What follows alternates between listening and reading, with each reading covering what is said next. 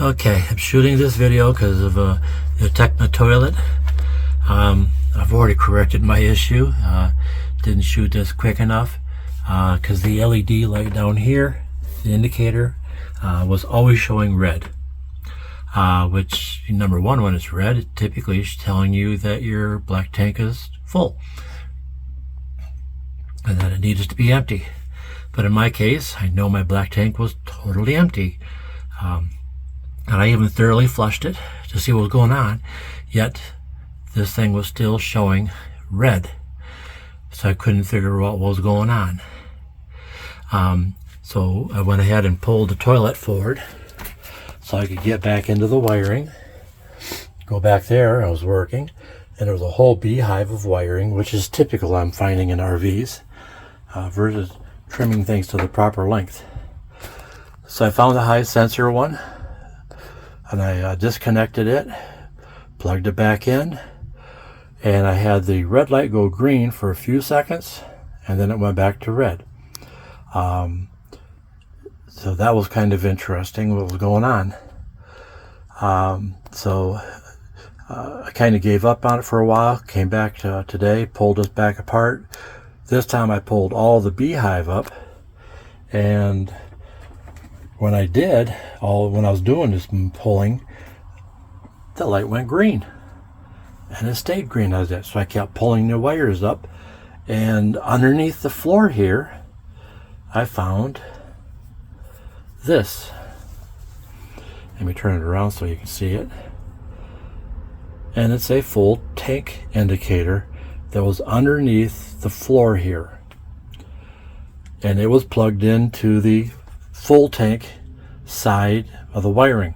And because I didn't pull this up before, I thought it was wired in properly right into, the harness that goes into where the black tank was. So when I pulled this out and got it away from the floor, got away from everything, my light went green. Laid it on carpeting here, still was green. Laid it on the ceramic tile, a couple of seconds, light goes red. Put the sensor back on the carpeting, light goes green. Hold it up, it goes green. So somebody before decided this was a good idea to put a full tank sensor underneath a floor here, nowhere near where the black tank is. The black tank from here is probably a good 15 feet. So the best I can figure, they must have laid the sensor here, maybe on the drain pipe or something. That was where it was. And now this was working for quite a while, and just recently stopped working. And it stopped working right after I was mooch docking, and we had to go full tank, and we had to drive a couple of 100 miles to get to a place where we could drain the tanks properly. But in that same venture, the driver's side rear airbag blew. I shouldn't say blow, it didn't blow, it just kind of leaked air and went, and it allowed the driver's side rear axle to bottom out. And we drove that way for a few hundred miles, I'm guessing a few hundred miles, before I detected it that it was an issue.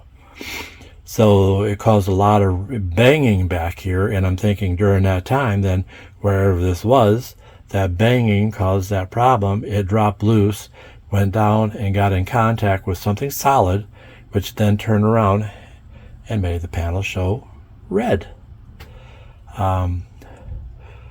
Why the previous owners, somewhere along the line, did this, I have no idea. I wish I did.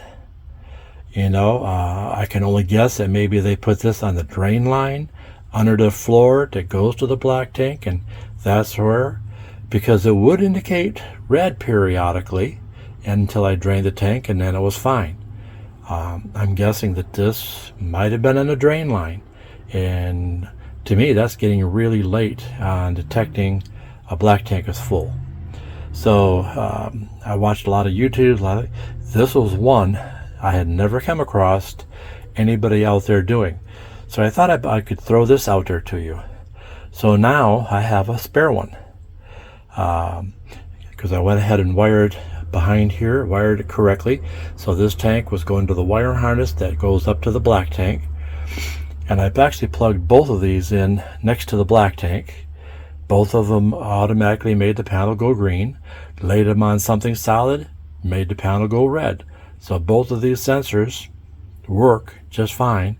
So it's not like they were intermittent or anything else going on. So it tested out just fine. So I put the one back in place, in there, and ran the test.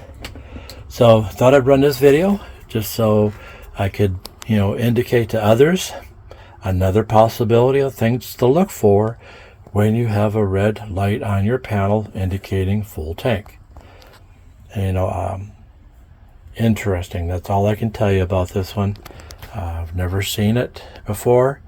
No concept really why they did it, if that was their fix or not. But that's what they did. So, and I'll show you the black tank here next.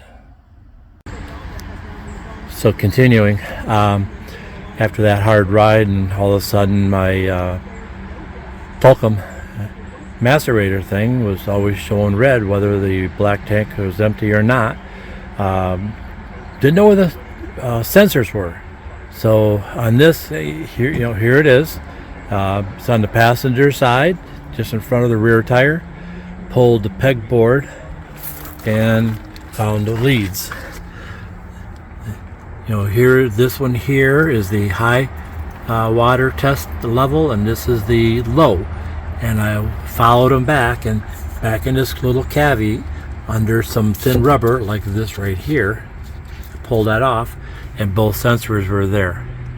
So I went ahead and I hooked this, put that sensor back in there, plugged it in, and lo and behold, everything works. Because I'd made the assumption that when they had bypassed this, when they weren't using this sensor anymore because it wasn't plugged in behind the toilet, that I figured they had a bad wire here, and that's why they went that direction. So put the sensor back on, wired this all back the way it was supposed to be behind the toilet, put the sensor back on, put it in on the tank itself. It's showing green. So if you put your hand on it or encapsulate it, it goes red, like indicating it's a full tank. So it's an interesting one. With all the videos I watched and everything else on how to troubleshoot these, this was definitely not one of them that we were seeing. So thought I'd drop this to everybody and do that. Also for the airbag, I shot some of the videos swapping the airbag, not all of them, so I'm not sure whether I'll put that video out. But that obviously had a problem causing that sensor, the other one, because here's the original, so it's actually a good one. I tested them both, they're both good, but obviously the sensor then was behind the toilet hanging under the floor. That bouncing knocked it loose. It obviously came in contact with the floor or some hard material, and constantly was showing the black tank was full. So I didn't have a clogged tank, I don't have particles on the wall, didn't have bad sensor. It's just whoever put it considered that a repair, and I call those cob jobs. That was their idea of a fix, and not mine. And that's one of the downfalls of buying used RVs. You don't know what the people ahead of you did or didn't do, and do they do jobs correctly. Obviously that was not correct. Why they did it, making assumptions that the sensor here wasn't low enough to detect the tank full soon enough for it. But all I did here is I took the sensor off and I did move it down just in case that was the issue. So before it was within a couple of inches at the top. Now there's probably 5 inches between the top of the sensor and the top of the tank.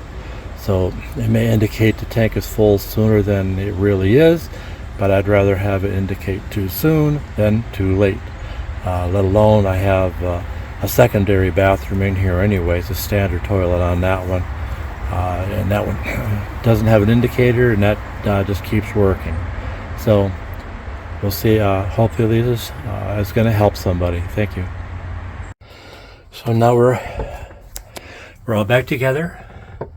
Green light's on like it's supposed to be.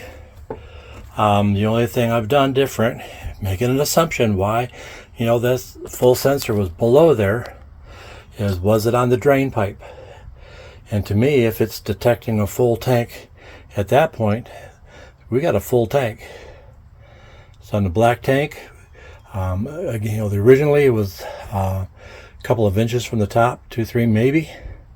So I got it down now. It's like 5 inches from the top of the sensor to the top of the tank. So the sensor is down a little lower than that.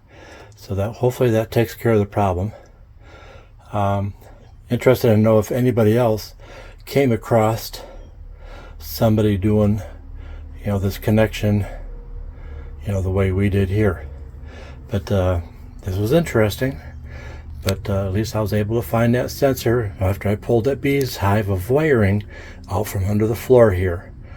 Because that's all they do is that extra wires, just shove it underneath. And there, lo and behold, there was a sensor. Hope this helps. Let me know. If anybody else had an issue anywhere like this. Like I said, I hadn't seen one on the internet. But at least I didn't have to buy any parts. Just had to do some frustrating troubleshooting, and that's what we came up with. Have a good day.